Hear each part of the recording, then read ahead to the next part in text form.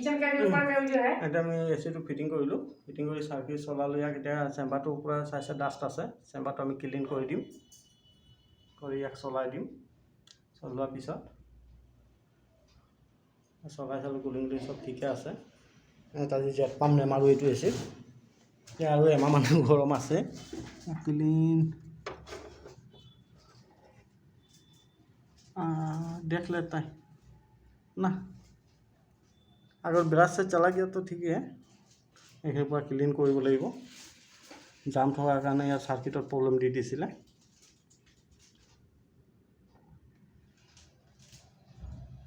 PCB খিনি setting কৰি লম আৰু ইয়াৰ পিসিবি ওয়াৰিংটো চাইছে